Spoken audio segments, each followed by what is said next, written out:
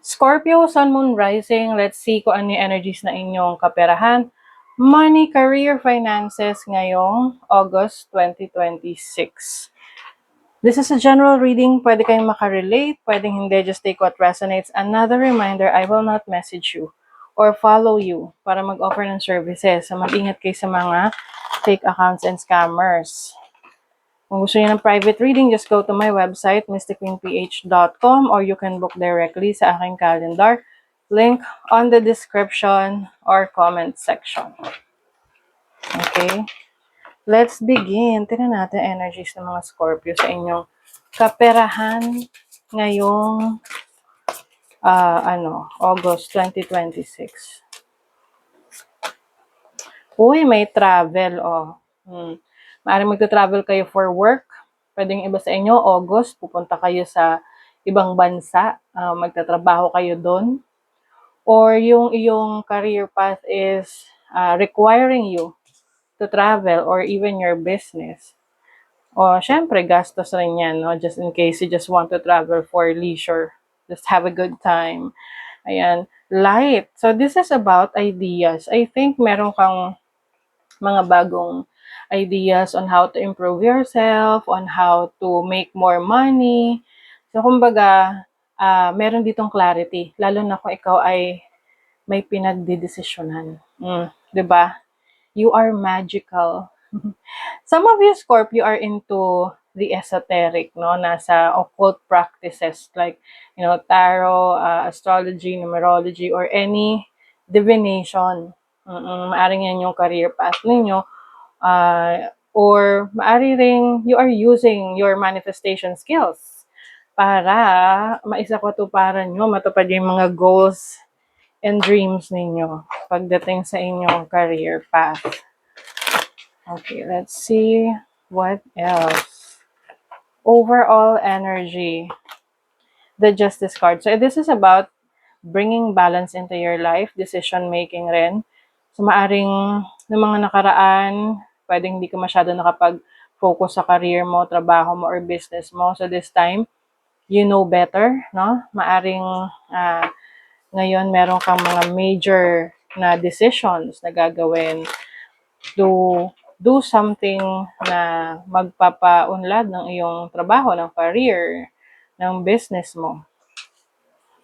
May major decision Pwedeng magsa-start ka ng bagong trabaho or to finally decide whether mag-a-abroad ka o hindi.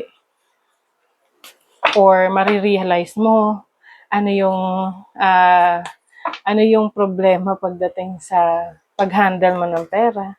Your challenge is the Two of Cups. Okay. So, yung iba sa inyo, maaaring magkaroon ng challenging situation sa relationships ninyo. Kumbaga, kung sino yung madalas nyong makasalamuha sa trabaho, sa pera, kasi yan, pwedeng shared finances, no? Oo.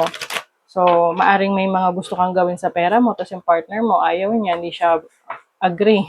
So, pwedeng magkakaroon ng tension, no? But of course, importante rin na may balance. Ibig sabihin, pinapakinggan mo siya, papakinggan ka rin niya, para makakapag-decide kayo ng mas makakabuti para sa inyong mga goals.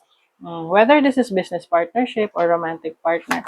Now, your opportunity is the Five of Swords. Okay, as an opportunity, maaring meron kang malalaman ng mga competitors, no? Yung mga taong kala mo they are there to support you but actually nakikipagkompetensya sila. Kahit sino pa yan, kaibigan, kamag-anak, kapitbahay. Alam mo yun, na parang nandyan para mag-spy.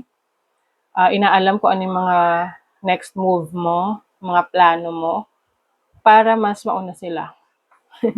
So, kaya mas maganda rin dito na ikaw ay tahimik lang at hindi mo na share sa iba yung iyong mga plano sa buhay, no? Yung mga trade secrets. And I think, maralaman mo rin yung intention ng isang tao sa'yo. Like, yung totoong intention niya sa trabaho mo, sa business. Now, your blessing is the Knight of Pentacles. So, this is about stability in your finances. I think, kung ano man yung mga nasimulan mo before, lalo na kung mahilig ka mag-ipon ng pera, ituloy mo lang yan kasi meron tong magiging magandang resulta over time. Pwedeng magagamit mo yung pera na yan to start your own business, diba? Or to make more money, to invest. And parang may magbibigay rin sa'yo ng kapital kung ikaw ay magninegosyo. Oh, career passion. So, ipa-follow mo yung iyong passion para maging career mo, maging trabaho mo. Kung saan ka mas excited, kung saan ka mas determined, para magkaroon ka ng job satisfaction. So, this is regardless kung meron kang trabaho or business. Kasi kahit business, job rin natin yan eh. Trabaho natin yan kung saan man yung nagbibigay sa atin ng pera. Also, ayan, workplace relationships. I think yung mga tao lang na totoong alam mo na supportive sa'yo, yun lang yung mga pakikisamahan mo. Kasi nga sabi nila sa trabaho, hindi mo naman kailangan talaga maging makipagkaibigan eh. No? Kumbaga, acquaintance mo sila, but hindi siya required na kaibiganin lahat. Kasi sa totoo lang, parang competition talaga yan sa trabaho eh. Your success is now at hand. Allow the abundance to flow to you effortlessly. So, nasa mga kamay mo na daw yung success na yan.